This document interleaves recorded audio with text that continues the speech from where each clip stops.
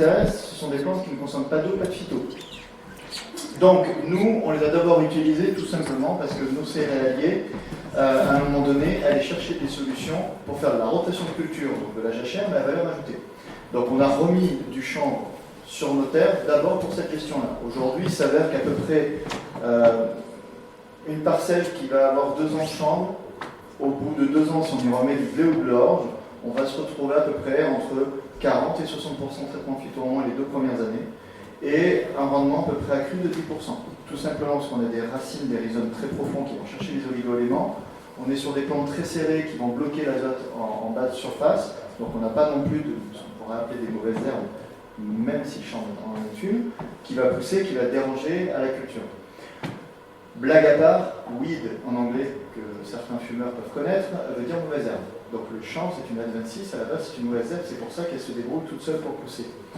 Donc nous aujourd'hui, ce qu'on a mis en valeur sur notre culture, c'est qu'on va tout utiliser. Alors, je ne vais pas perdre de temps. Nous, ce qu'on a fait, c'est qu'il y a 6 chambrières en France aujourd'hui. On est la 2e en termes de taille, après une qui est en Champagne-Ardenne, dans les chambrières de l'Aube. Sauf qu'on est la seule en Europe à avoir investi sur l'outil complet. Pourquoi? Parce qu'aujourd'hui, une chambrière, c'est le principe d'avoir à côté une récolte de graines. Ok, le chêne vie, on va le valoriser nous en agroalimentaire bovin. On a une belle entreprise qui s'appelle Trivala à Rennes, qui est une entreprise privée, qui elle le valorise, c'est la marque Sojacen, pour ceux qui connaissent, qui valorise en façon lactée végétale pour les humains. Ensuite, on a la plante, et la plante, nous, la paille, les agriculteurs nous l'emmènent au fur et à mesure avec le lin de la consommation dans l'année. Cette paille-là, nous, on va la défibrer. Hop là. Je joue avec ça, moi. La modernité de la souris. Le mulot. Ça tombe bien, le chanvre est un anti-thermite et les rongeurs n'attaquent pas le chanvre. Donc, sur le principe, tu me dis, quand j'ai passé mes 13 minutes, je sais pas. Le principe de base, en fait, c'est que nous, on va casser les fibres. Et nos autres confrères, ils font ça. Sauf qu'à partir du cassage de fibres, on appelle ça du défibrage, on a 3 coproduits qui sortent. De la poussière, de la chêne-botte et de la fibre.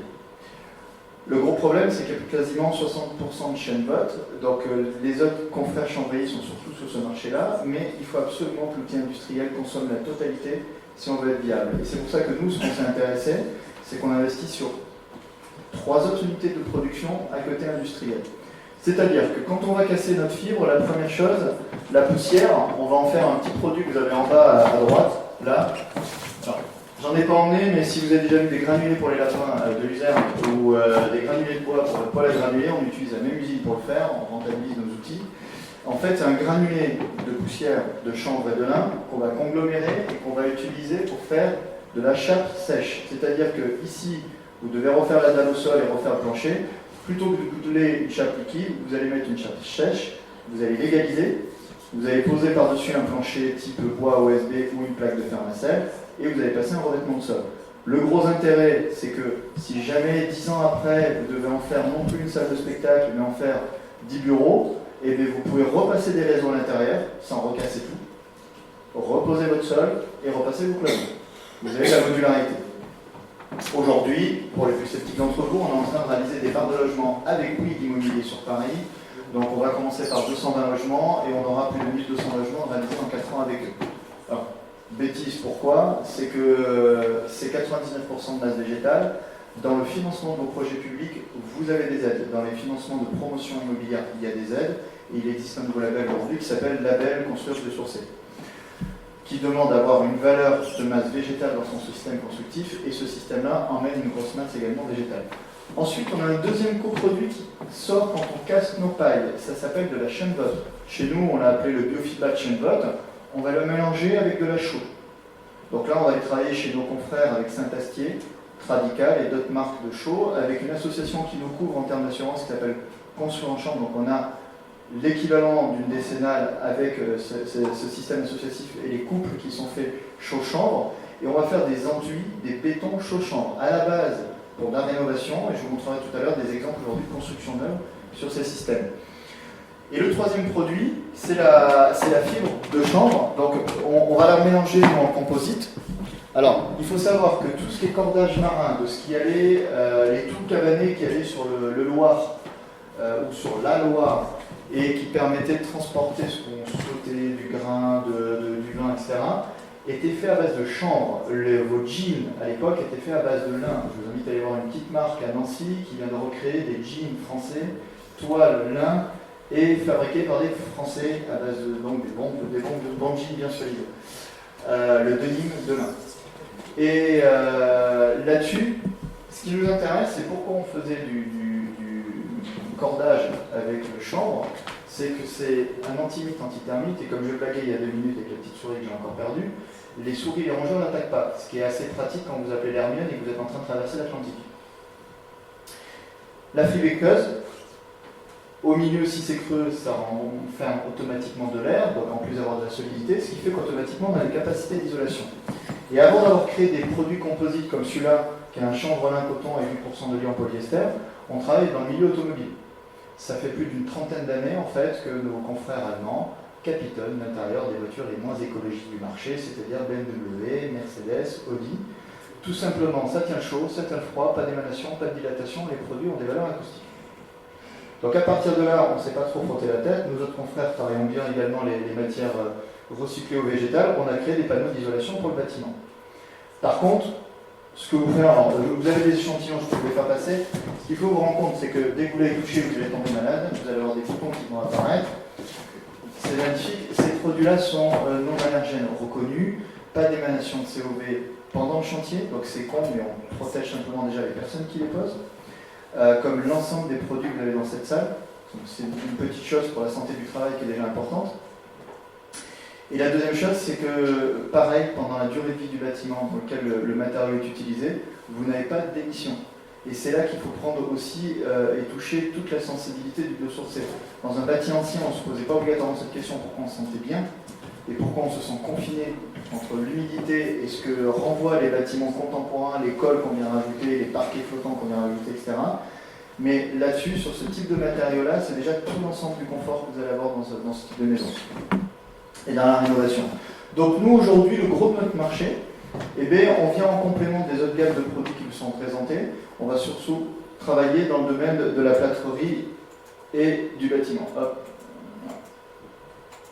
Alors, bien entendu, on a des labels qui répondent automatiquement à la rénovation pour les crédits d'impôt, pour les décennales des artisans, et également à la construction neuve avec des FDES qui permettent de savoir aujourd'hui comment sont fabriqués les matériaux et également leur cycle de vie et leurs émissions aussi en termes de CO2.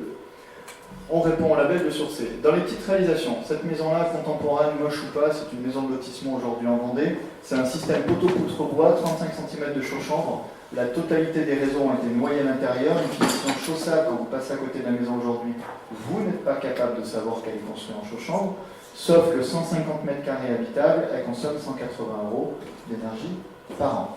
Donc là, c'est aussi la grosse question que vous allez avoir, c'est que en termes d'investissement, quand vous êtes avec ces matériaux, on parle d'enveloppe. Si je vous mets tous tout nus dans la salle, que je fais un moins 5 degrés dehors, et qu'il pleut, et que je vous dis de courir, on est à Koh Lanta, et d'aller choper un joli produit à 2 minutes, j'ai encore 2 minutes de bêtises à dire. Vous avez le droit soit de mettre des habits chauds, soit de mettre un chauffage. Il faut savoir que depuis les 50 dernières années, on est assez con pour coller un chauffage contre nous et de courir tout nu dehors. C'est comme ça qu'on fait une maison aujourd'hui. Si vous pensez durabilité dans vos habits, tous vos habits sont en masse végétale ou animale. Mais on met des choses perspirantes. Ça, il aurait pu en parler, mais c'est ses jolis bureaux. Bon, son bureau est en bas à droite, en haut à droite au 2e étage. C'est mieux quand il est fini maintenant. C'est le plus beau bâtiment de l'île de Nantes, et ce qui est très amusant, c'est que c'est le plus efficient au travers des magnifiques bétons en béton qui ont été construits tout autour. Ça, c'est un lycée qui a été rénové à Brest, entièrement biosourcé, une bibliothèque à Fontainebleau. Je vais juste, puisque Sébastien en parlait tout à l'heure à Vivi, hop, juste un petit exemple.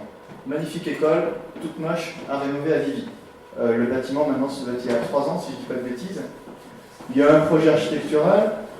ils se sont rendus compte que c'était subventionné, donc le biosourcé n'est pas arrivé en amont, parce que plus on est en amont, plus la réflexion de coût global est intéressante. Donc là, on est arrivé pendant le projet.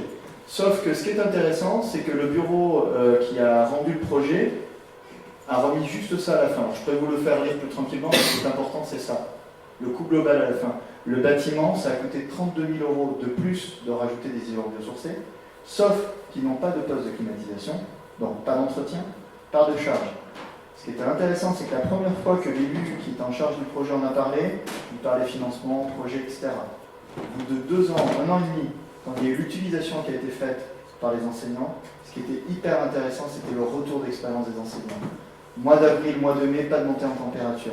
Dès qu'il y a eu des bus qui passaient à côté des tracteurs, pas de problématique d'acoustique. Et du coup, des enfants et des enseignants plus tranquilles en classe.